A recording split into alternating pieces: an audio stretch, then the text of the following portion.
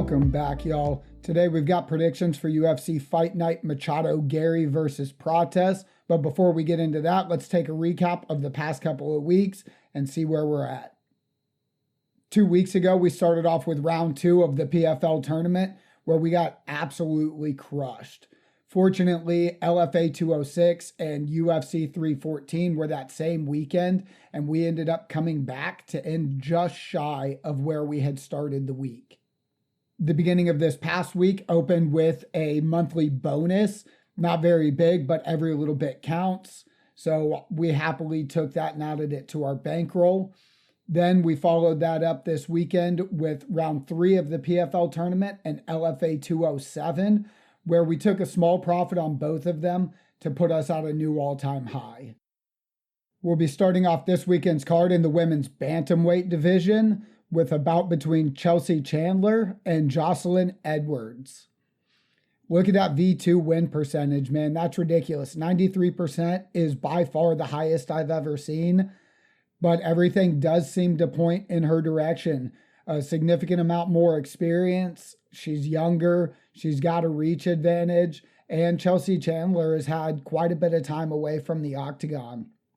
At the books, Jocelyn Edwards is a moderate minus 300 favorite, and both versions of the model are pretty high on her, so we'll be risking 4.5 units on this fight. Next up is a featherweight bout between Roberto Romero and Timmy Kawamba. These guys have nearly the exact same record, and their age is also very close. Timmy's got a small advantage in both height and reach, but he has been away for a little bit longer at nearly a year now. The book odds are very, very close, with Timmy coming in as a very slight underdog. V1 of the model has this split 50-50 straight down the middle. This very rarely happens, but this time it happens to be directly in line with the odds. V2 is leaning slightly towards Timmy here, so we will be putting 1.06 units on Timmy to return 1 unit with a win. The only other women's fight on this card is at strawweight between Jacqueline Amarim and Polyana Viana. Jacqueline is 9-1 as a pro and is currently riding a 3-fight win streak, whereas Polyana Viana has lost 3 out of her last 4 fights and pulled out of her last fight for an unknown reason, causing her to be away from the octagon for nearly 500 days. Jacqueline is a massive minus 650 favorite at the books, and V1 disagrees with that. Meanwhile, V2 has her with about a 67% chance of victory, so we will be putting 6.5 units on Jacqueline Amarim. Our first of 2 bantamweight bouts sees Cameron Simon return to the octagon against UFC newcomer Malcolm Wellmaker. Cameron's coming back after almost 400 days, taking 2 back-to-back losses in his last 2 outings. Wellmaker's still undefeated at 8-0, but his first UFC bout against Simon will most certainly be the toughest of his career. Wellmaker does have a small advantage in both height and reach, but he is significantly older than Simon. At the book, the odds are very close between these 2 fighters, with Wellmaker just hardly being the favorite at minus 115. V1 and V2 of the model are also very, very close, but they do not agree. We'll be doing what we always do and going with V2. We'll be taking Simon at minus 105 for 1.05 units. The second bantamweight matchup on this card is between Alan Tengeli and Damon Blackshear. Pretty much all of these stats seem to favor Blackshear in this fight. Their records are pretty similar, with Alan Tengeli just having a few more fights. Damon Blackshear will be 3 years younger. He'll be 5 inches taller with a 6-inch reach advantage, but he is making an incredibly quick turnaround at just 42 days. He was able to get the finish in that fight, but it was close to the end of round 2, so it wasn't a short fight by any means. Despite the quick turnaround, he's a minus 400 favorite at the books, and both versions of the model agree with this. Because both versions agree, we'll be placing 6 units on Blackshear to win this fight. Moving up to featherweight for our next bout, we have John Castaneda taking on Chris Gutierrez. These 2 guys are the same age, have nearly identical records. Chris Gutierrez has a few inches in height, but he's given that right back in reach. Both of them have been away from the sport for a pretty significant amount of time due to canceled bouts, including them being scheduled to fight each other at the beginning of March, where Castaneda had to pull out due to illness. The book odds are pretty close, with Gutierrez just barely edging it out at minus 140. Both versions of the model agree with this, and V2 is actually very strong on Chris at about 63% chance of victory. We'll be putting enough on Gutierrez in this fight to return 1.5 units with a win. The only lightweight fight of the night sees Evan Elder take on Gage Young. These two have the exact same record of 9 wins and 2 losses, but Evan Elder is 2-2, taking both of his losses in the UFC, while Gage Young will be making his UFC debut. He is 4 years younger, but will be giving up an inch in both height and reach. At the books, Evan's a moderate minus 250 favorite, but both versions of the model lean towards Gage Young in this fight. We'll be taking Gage in this fight for 1.5 units. We'll be closing out the prelims with a flyweight bout between Matt Schnell and Jimmy Flick. Both of these guys have losing records in the UFC, with Matt Schnell currently being 6-7, while Jimmy Flick is 2-3. They're also both a bit older for the flyweight division, with Matt Schnell being 35 and Jimmy Flick coming in at 34. Schnell will have a small advantage in both height and reach here, and without any significant differences, that seems to be playing into the book odds here, with him coming in a minus 260 favorite. V1 and V2 don't agree on this fight, but V2 does think that Jimmy Flick can take this one home as an underdog, so we'll be putting 1 unit on Flick here. We'll be opening the main card with a middleweight bout between Ikram Aliskerov and Andre Muniz.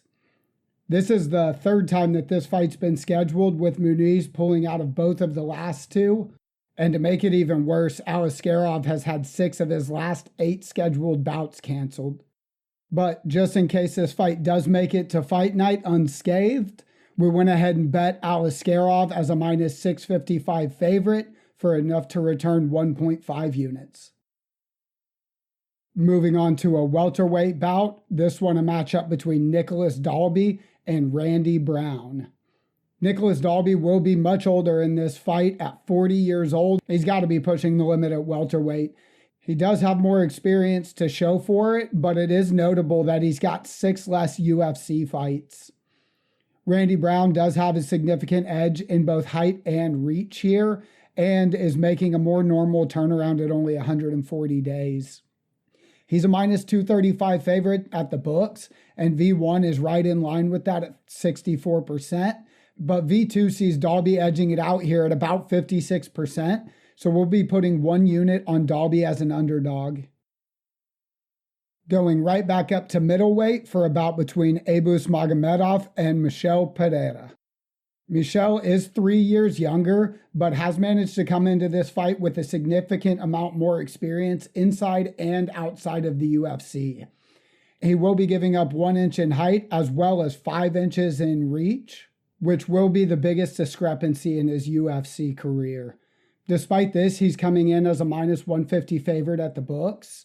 V1 kind of agrees, while V2 leans pretty heavily towards Magomedov here, so we'll be placing 1 unit on Abus. Dropping back down to featherweight for our feature bout between David Onama and Giga Chikadze. Both of these guys have a lot of finishes on their record, but Onama's gone to a decision in his last 2 fights, while Chikadze has gone to a decision in his last 3. Onama will be 6 years younger in this fight, with height and reach being practically the same. The book odds have Onama as a small minus 172 favorite, and the 2 versions of the model don't agree, but V2 is right in line with that. We'll be placing 1.72 units on Onama to win this fight. Our co-main event sees Mingyang Zhang take on Anthony Smith at light heavyweight. Zhang is currently on an incredible 11-fight run, where all 11 of those were finished in the very first round. Smith, on the other hand, is on a 2-fight losing streak and has lost 5 of his last 8 outings. Even though Anthony has the edge in both height and reach, the bookmakers are giving him very little chance of winning at plus 400. For some reason, V1 is leaning his direction, but we won't be betting that side. We'll be following V2 here and betting Zhang as a minus 525 favorite for enough to return 1 unit. We'll be closing out this fight night with a main event matchup between Ian Machado Gary and Carlos Prates at welterweight. Ian Gary is looking to bounce back from his first professional loss in his last outing, while Carlos Prates is currently riding an 11-fight win streak and 4-0 in the UFC. Despite the incredible run he's on, he is still a small 105 underdog at the books, and both versions of the model think that Gary's going to be able to pull this one off. I did bet Gary for enough to return 1.5 units, but even if Carlos smokes 2 packs of cigarettes a day, he's a fighting nerd, and I don't feel good about betting against them. That's all of the fights on this card, so let's go ahead and have a look at the totals. We've got 14 wagers for 14 fights on this card. 8 were favorites, 6 were underdogs. Of the 8 favorites, we have 5 confident picks that are upscaled to 1.5 plus, and only one of the underdogs was a confident pick on this card. Our total risk is 44.29 units, and we can potentially gain 16.82 units on Saturday night. This would give us an ROI just shy of 38%. There are no other major promotions with cards this weekend, so that's all I've got for you this week. Thanks for watching and good luck on all your bets.